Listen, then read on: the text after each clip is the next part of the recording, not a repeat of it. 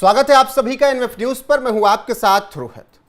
सरकारी काम करवाना हो तो आम जनता के लिए कितनी परेशानी होती है यह आप सबको मालूम है। आप सरकारी दफ्तर में जाइए तो कभी इस काउंटर पर तो कभी उस काउंटर पर आपको धकेला जाता रहता है। कभी पेंशन लेने जाइए तो बुजुर्गों को परेशान किया जाता है अधिकारियों की तरफ से। और यह सब खेल होता है भ्रष्टाचार की वजह से।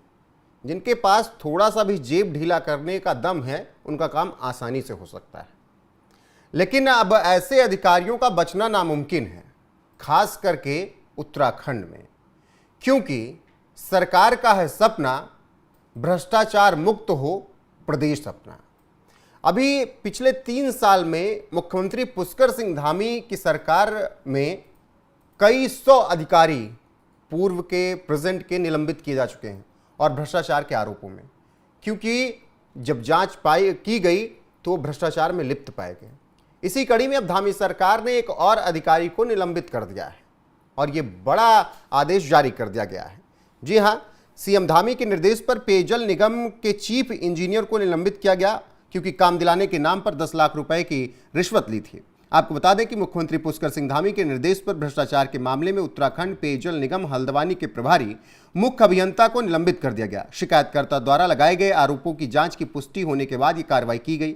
संजय कुमार, जो कि निवासी काशीपुर, ने लिखित शिकायत में आरोप लगाया था कि साल 2022 में सुजीत कुमार, तत्कालीन अधीक्षण अभियंता निर्माण मंडल देहरादून, ने उनके फर्म को विभाग में काम दिलाने और पंजीकरण करवाने का आश्वासन दिया था। इसके बाद बदले उन्होंने 5 किस्तों में कुल 10 लाख रुपए लिए। कथित रूप से सुजीत कुमार के कहने पर कूचू पूचू इंटरप्राइजेज नामक फर्म के खाते में ट्रांसफर किए। जांच में यह सामने आया कि उस फर्म की पार्टनर सुजीत कुमार की पत्नी है। शिकायत के बाद बैंक खातों से संबंधित दस्तावेज और स्टाम्प पेपर भी संलग्न किए गए।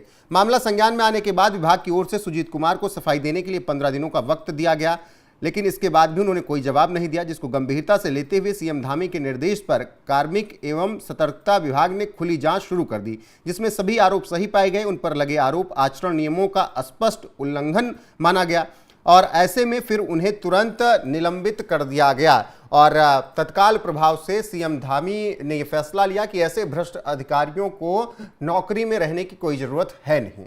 वहीं अभी तक लगभग 200 से ज्यादा अधिकारियों पर धामी सरकार में पिछले 3 साल में कार्रवाई की जा चुकी है, जो कि इसी तरीके का भ्रष्टाचार कर रहे थे। आपको कुछ प्रमुख घटनाएं बता देते हैं कि कहां-कहां पर कार्रवाई धामी सरकार के पिछले 3 साल में हुई है। भ्रष्टाचार के खिलाफ धामी सरकार का अभियान, उच्च पदस्थ अधिकारियों पर कार्रवाई। भ्रष्टाचार में शामिल छोटे और बड़े अधिकारियों, जिसमें आईएएस, पीसीएस, आईएफएस, आईपीएस अधिकारी शामिल हैं, उनके खिलाफ कार्रवाई की गई। जैसे हरिद्वार में करोड़ों रुपए के जमीन घोटाले में 2 आईएएस अधिकारियों और 1 पीसीएस अधिकारी को निलंबित किया गया था कुछ वक्त पहले। तो लगातार इस तरीके की कार्रवाई धामी सरकार में होती रही। इसके अलावा भी तमाम तरीके से और जगह पर कार्रवाई की गई। जैसे नैनीताल के मुख्य कोषाधिकारी की गिरफ्तारी की गई। नैनीताल के मुख्य कोषाधिकारी को 1,20,000 रुपए की रिश्वत लेते हुए गिरफ्तार किया गया, जिसे भ्रष्टाचार के खिलाफ बड़ी कार्रवाई के रूप में देखा गया।